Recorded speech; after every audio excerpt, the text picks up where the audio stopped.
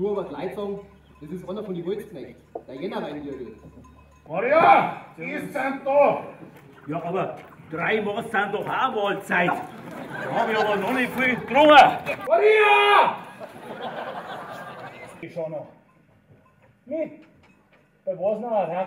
Ich weiß, dass du ein Woltig bist. Ich will schon einschreiten, gell, wenn Sie da meine Dienstherren einfach so verunglimpfen.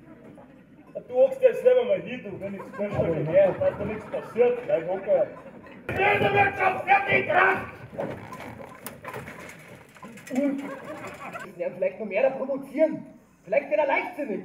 Ich kann mal nicht so gut sehen, ob jetzt einer auf uns zahlt. Oder nicht. Ich darf mich schon opfern, gell?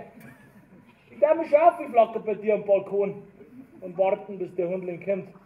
Ich hab Angst, dass dir was passiert. Du, mir passiert schon nichts.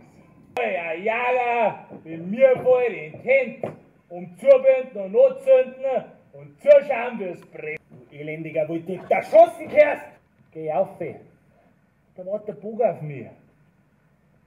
Aber da musst du mich erst einmal erwischen. Kannst dem doch nicht erschießen. Der ist doch zurückgenommen. Was? Du kriegst ein Kind! Jetzt hat er einen Jännerwein erwischt. Der wird doch jetzt. Hoffentlich nicht. Schwacher werden.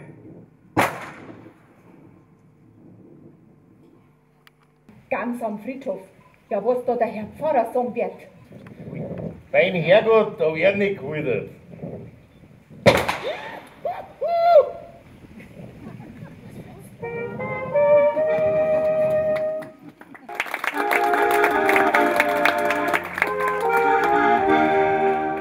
Jetzt ruht er sanft im Grabe wie ein jeder und wartet stille auf den jüngsten Tag.